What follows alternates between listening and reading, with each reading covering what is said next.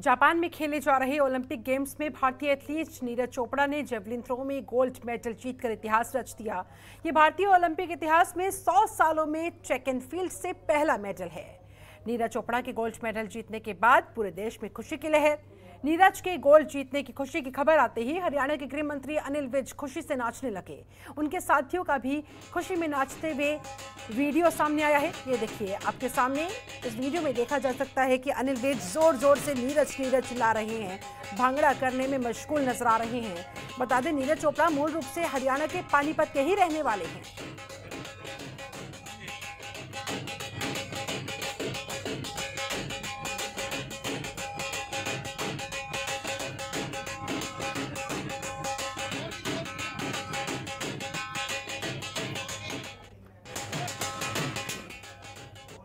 सरकार देश में सबसे ज्यादा खिलाड़ियों का सम्मान करती है। नीरज चोपड़ा को 6 करोड़ रुपया इनाम में दिया जाएगा, नौकरी दी जाएगी और प्लॉट दिया जाएगा और हिंदुस्तान की धरती पर पैर रखते ही दिया जाएगा, किसी को चक्कर नहीं लगाने। नीरज चोपड़ा ने टोक्यो ओलंपिक में जेवलिन थ्रो में गोल्ड जीतकर इतिहास रच दिया है। आज हर हिंदुस्तानी का सीना गर्व से चौड़ा हो गया है। आज हर हिंदुस्तानी नाच रहा है, झूम रहा है, गा रहा है कि हिंदुस्तान ने आज अपनी पता।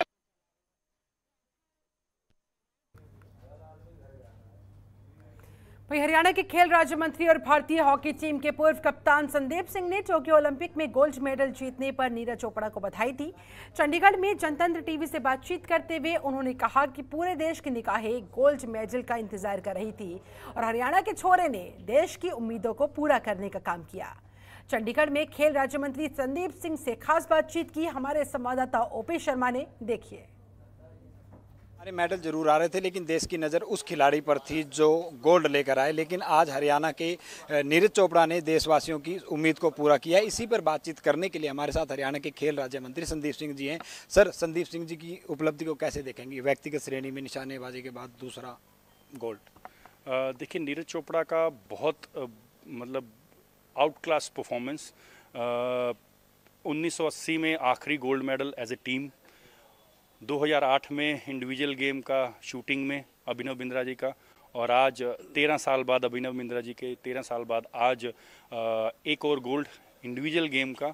लेकिन वो गेम जिसमें मतलब ये कहा जाता था कई सदियों पहले कि यार एथलेटिक्स में मेडल लाना बहुत मुश्किल है। मुझे अभी भी शब्द याद आ रहे हैं जो आखिरी इंटरव्यू स्पोर्ट्स के ऊपर मिल्खा सिंह जी ने कही थी कि मैं अपने जीवन में एक बार एथलेटिक्स में मेडल देखना चाहता हूँ। तो जब उनकी डेथ हुई तो मैं उनके क्रिया पे जब गया तो वहाँ पर उनके सुपुत्र से भी मुलाकात हुई, तो जी मिल्खा जी के साथ। तो वो बता रहे थे कि मेरे पिताजी का एक सपना था कि एथलेटिक्स में मेडल आए उनके जीते जी। लेकिन मुझे पूरी उम्मीद है इस बार टोक्यो में हमारे खिलाड़ी मेडल लेकर आएंगे और एथलेटिक्स में ज़रूर मेडल आएगा। तो मुझे लगता है कि उनका जीते जी नहीं, लेकिन जब वो स्वर्ग में गए तो उनका सपना जो था मेडल का, नीरज चोपड़ा जी ने आज पूरा। आज मुख्यमंत्री मनोहर लाल ने आपकी जो तुलना है वो पारस से की है, आपकी जिम्मेवारियां बढ़ गई हैं, क्या कहेंगे? देखिए, धन्यवाद करता हूं माननीय मुख्यमंत्री जी का, उन्होंने इस तरीके से मेरे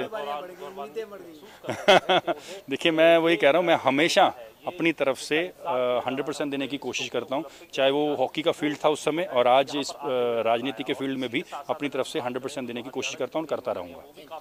तो ये थे हमारे साथ हरियाणा के खेल राज्य मंत्री संदीप सिंह, जिन्होंने आज ओलंपिक में जो स्वर्ण पदक नीरज चोपड़ा जो था उसको बधाई दी। साथ ही उन्होंने कहा है कि हरियाणा में भविष्य में इस तरह की योजनाएं तैयार की जाएंगी ताकि देश खेल के तौर पर विकसित हो और साथ ही जो खेलों में जो कमियां हैं उनको भी सुधारा जाएगा।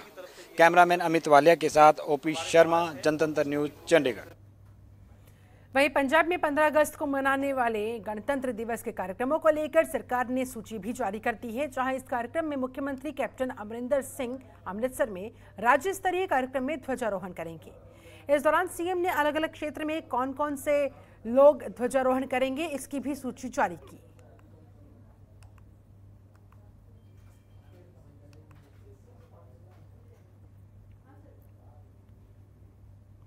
हरियाणा पुलिस कांस्टेबल भर्ती परीक्षा को रद्द कर दिया गया है। बता दें आपको, हरियाणा कर्मचारी चयन आयोग की तरफ से ये नोटिस जारी किया गया, जिसमें 7 और 8 अगस्त की परीक्षा को रद्द करने की बात कही गई। आगे की तारीखें जल्द ही घोषित हो जाएंगी। इसी को लेकर कांग्रेस नेता रणदीप सिंह सुरजेवाला ने सरकार पर निशाना साधते हुए कहा, एक बार फिर पुलिस कांस्टेबल का पेपर लाखों में बिका और एक बार फिर मेहनतकश युवाओं का भविष्य पेपर बेचने वाले ठगों की बलि चढ़ गया। साफ है, पेपर माफिया को भाजपा और जजपा सरकार का संरक्षण है, वरना ये धांधली असंभव थी। देखिए, हरियाणा पुलिस कांस्टेबल के पेपर के लीक होने को लेकर तरह तरह के समाचार सुबह से आ रहे हैं। लाखों बच्चों का, हरियाणा के युवाओं का जो पुलिस में सर्विस करना चाहते हैं, उनका भविष्य दांव पर लगा है। आज पंजाब केसरी और दूसरे टेलीविजन चैनल के माध्यम से खबर आई कि कैथल में पेपर सॉल्वर मौके पर पेपर को सॉल्व करवाते पकड़े गए। क्या उनके पास आंसर की भी थी? उनके पास पेपर और पेपर की आंसर की कांस्टेबल की कहां से आई? सवाल सीधा ये है, परंतु कोई तथ्य सामने नहीं आ रहा। चलिए, इसके साथ इस बुलेटिन में फिलहाल बस इतना ही। आप बने रहिए जनतंत्र टीवी के साथ। खबरों के निष्पक्ष विश्लेषण के लिए सब्सक्राइब करें Jantantra TV and press the bell icon. Never miss any update.